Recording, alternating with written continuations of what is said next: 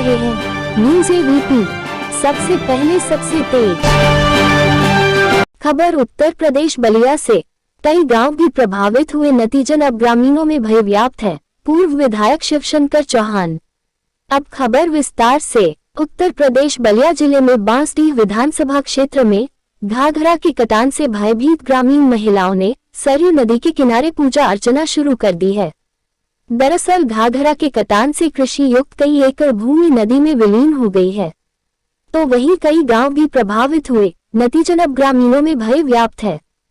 प्रशासन द्वारा कटान रोकने की कोई व्यवस्था नहीं किए जाने से ग्रामीणों में आक्रोश भी व्याप्त है। आरोप है कि लगातार कटान को लेकर प्रशासन से गुहार लगाई गई, लेकिन अब तक किसी ने एक न सुनी और नदी का कटान अभी भी जारी है। वहीं ग्रामीण महिलाओं ने बड़ी संख्या में पहुंचकर नदी किनारे सरयू नदी की पूजा अर्चना कर मन्नतें मांग रही है। कटान और बाढ़ से प्रभावित ग्रामीणों की माने तो मां सरयू से पूजा अर्चना के अलावा अब हमारे पास से कोई विकल्प नहीं है। बताया अगर नदी का कटान नहीं रुका तो घाघरा के किनारे हजारों एकड़ कृषि भूमि और गांव इसी नदी में विलीन हो जाएंगे। नदी किनारे महिलाओं द्वारा पूजा अर्चना करने का यह वीडियो बांसडीह विधानसभा क्षेत्र के रेगहा गांव का है। न्यूज़ एबीपी उत्तर प्रदेश बलिया से सुरेंद्र गुप्ता की रिपोर्ट।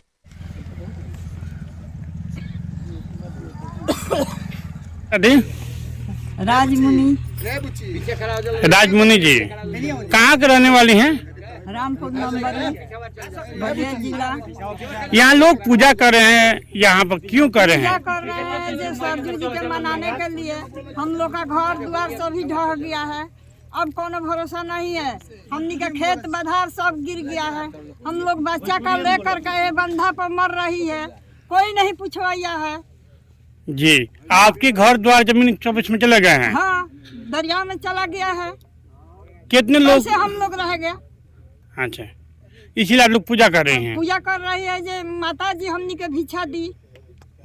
हाँ, कोई अधिकारी आया था आपसे सहयोग करने के लिए? कौन अधिकारी आया था? कोई ना कोई नहीं पूछ रहा है। कोई नहीं पूछ रहा है। बता दीजिए।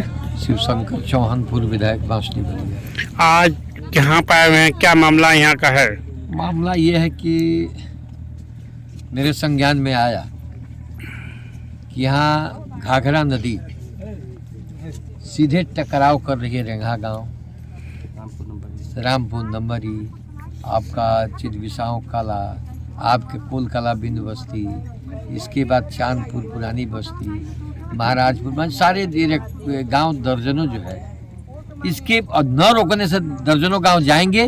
अब भविष्य में टीएस बंधा पर भी खतरा उत्पन्न होगा जी। यही बात मैं सुन करके आया। मैं देखा कि ग्रामीणों द्वारा जो आरोप लगाए गए हैं कि यहाँ कोई अधिकारी, कोई कर्मचारी सिंचाई विभाग का, हजारों एकड़ कृषि योग्य भूमि कट के नदी में चली गई है। न राजस्व में तहसील से कोई अधिकारी आया देखने के लिए कि एक सब क्या हो रहा है। तो कम से कम संज्ञान में अधिकारियों को लेकर आना चाहिए, ग्रामीणों से बात करनी चाहिए, इनको भरोसा देना चाहिए। लेकिन ये अधिकारी भरोसा भी नहीं दे पा रहे हैं कि इसमें हम कैसे क्या करेंगे, कैसे आप लोगों को बचाएंगे, आप लोगों की ज़मीन जो नदी में जा रही है उसके बारे में हम क्या आपको सुविधा देंगे।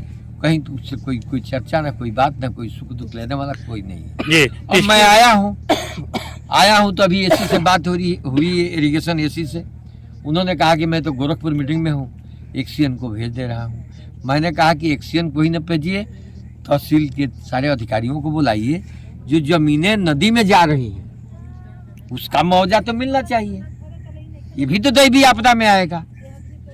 जमीन जा रही है उसका एकड़ के हिसाब से मुआवजा गवर्नमेंट देती है, तो कम से कम इसका तो पैसा दे। दूसरी बात ये है कि अगर ये कटान नहीं रोकेंगे तो ये दर्जनों गांव तो जैबे करेंगे, टीएस बंधा भी चला जाएगा। एकदम सही मैं बता रहा हूं जो स्थिति है। तो इसलिए मैं चाहता हूं कि अधिकारी सचेत होकर के यहाँ आवे। कल, आज तो छुट्टी है, कल मैं बलिया जाऊंगा, डीएम से भी बात करूंगा, क्योंकि मैं जमीन से जुड़ा व्यक्ति हूं और यही गरीबों की पीड़ा देखते देखते इस विधानसभा का मैं विधायक बना था। बिना खर्चा के 9 लाख चंदा भी बच गया था।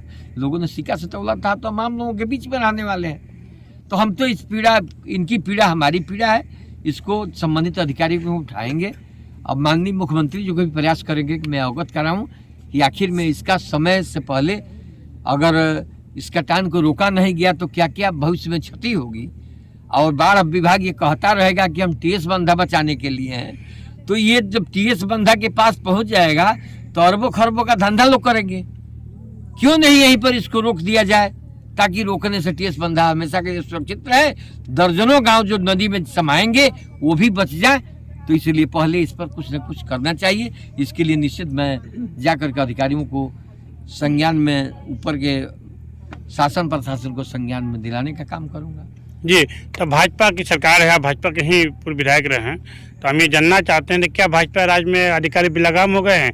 जिस तरह ग्रामीणों ने बताया था कि एसडीएम साहब आए थे, उनके साथ कोई और भी अधिकारी, तो उन्होंने कहा गांव तबाह हो जाए कोई मतलब नहीं है, हम टीएस बंदा से मतलब है। देखिए, सत्य बातें कड़वी होती है। जो ग्रामीण कह रहे हैं तो उनके ऊपर बीती है तो कहवे करेंगे, वो तो उनको कहना ही है। जो चीज जिसके ऊपर बीतेगी वही ना कहेगा कोई बात। तो ये जो कह रहे हैं इनके ऊपर वो बीती है, वो व्यवस्था बीत रही है, अधिकारी उपेक्षा कर रहे हैं, उपेक्षा इनकी किए होंगे तभी तो एलिगेशन लगाया जा रहा है। लेकिन मैं निश्चित दबाव में अधिकारियों को लूँगा, जनपद से लेकर के ऊपर के अधिकारियों को, और निश्चित इसमें ठोस कदम उठाने के लिए मैं निश्चित पैरवी करके कुछ न कुछ कराने का काम करूँगा। ये मेरा भरोसा है, विश्वास है कि विश्वास में लेकर के अधिकारियों का ये काम होगा जरूर। चैनल के माध्यम से अपने योगी जी को क्या कहेंगे? और महाराज जी को यही कहेंगे कि थोड़ा इस मामले को संज्ञान में महाराज जी को लेना चाहिए। महाराज जी गांव गरीब की बात करते हैं तो इसको संज्ञान में लेकर के जो भविष्य में टीएस बंधा दर्जनों गांव जो नदी के आगोश में जाने वाले हैं उसको रोकने के लिए कुछ न कुछ कठोर निर्देश अधिकारियों को देने का काम करें, ताकि इस कटान से हजारों एकड़ जो है, लाखों एकड़ में कहिए, ये भूमि जो है नदी में जाने से बच जाए, दर्जनों गांव नदी के गोद में जाने से बच जाए। तो उनसे मैं आग्रह, अनुरोध, निवेदन करूंगा कि इस पर कोई जल्द से जल्द कोई निर्देश या दिशा निर्देश जारी करें, ताकि अधिकारी इसको कार्यान्वित करना शुरू करें। आप मौके पर आए हुए हैं, आप देखें नज़ारा, आपके द्वारा क्या पहल पहल की जाएगी? मैंने देखा है, इसी तकलीफ में पैदा हूँ, यहीं का रहने वाला हूँ।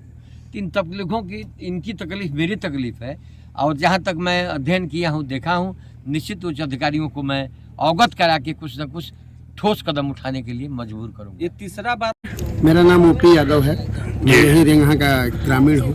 जी जी, जो कटान हो रही है इसके विषय में क्या कहेंगे, कौन लोग यहाँ पाए हैं?